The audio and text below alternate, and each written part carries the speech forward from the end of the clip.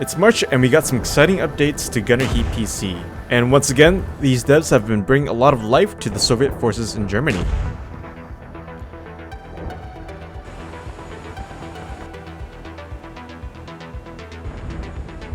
If you don't know, my name is Fan Fantasy and I do cover tactical and immersive games. Make sure to hit that like with the sable round if you enjoy this video and subscribe if you haven't already. A lot of you have been anticipating this update, and that's the T-80B. So let's start with that.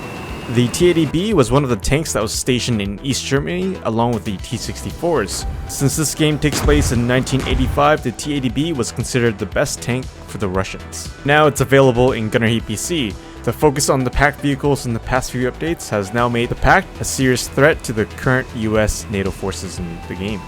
The T-80B uses the 125mm main gun, also known as the 2A46, and has a much advanced fire control system and sensors. You can fire both in automatic and in manual mode. The automatic system allows you to laze and lead your targets at ease. With the manual mode, you can adjust the range by moving the horizontal line up and down to the right distance. You also notice in the bottom that there's an indicator to show you the type of ammunition loaded, and there's an LED indicator to show you that your gun is ready to fire, and red means your commander is designating a target. The current rounds that we have for this tank are the 3BM32s and the 3BK18M heat rounds. The T-80B doesn't have thermals, but it does have night vision capabilities, which you'll have to adjust using the day sights and also the night sights. In reality, the T-80B uses the Cobra ATGMs, but currently, right now, we won't be getting them until another update.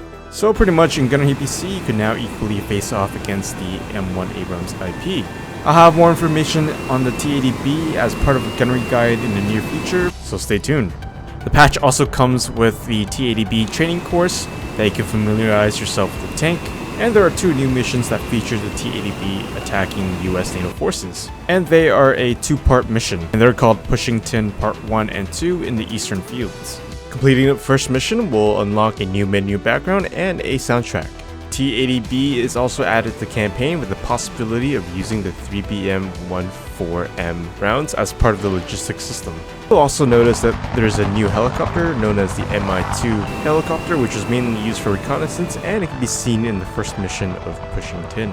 We also have a new feature where the artilleries can't be separated by batteries, which means you can call in artillery at different times or at the same time. So what you're seeing in this mission is that we have 2 batteries to call in for support. Previously, the artillery batteries were combined as one, which made it a lot more difficult to call in for multiple fire support, despite having a lot of them. So this feature should help with calling in more artillery.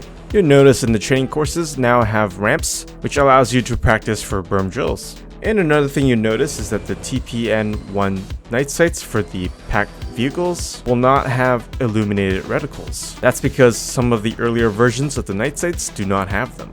Tanks like the T-55, the 62s, 64s, and even the 72s have the older version of the TPN-1 night sights. In terms of more updates and fixes, the M901 ITV missile tubes can now be damaged. So if you're playing as the pack, you can now damage that area instead of just aiming at the hull. Previously, there was a known bug that Bradleys would lock up when restocking, which I guess it made it unplayable, and now that's been fixed and playable.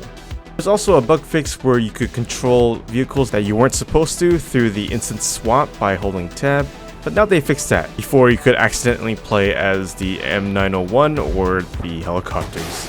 They've also fixed and improved some coding systems and some projectile impacts. They also corrected some labels that may sound confusing, like the optical rangefinder as the laser rangefinder. There's many more fixes in this update that you can read. So this is pretty much the update for Gunner Heat PC for the month of March. I've made this video short because I know a lot of you are probably very excited to hear this, and I will be showing some gameplay in the near future as well as a gunnery guide. Even though this update wasn't packed, it was still a very good update since now that we have a very good tank for its time. Looking back at the last 3 updates, we now have almost complete Soviet forces, and there's a lot more to come in the near future.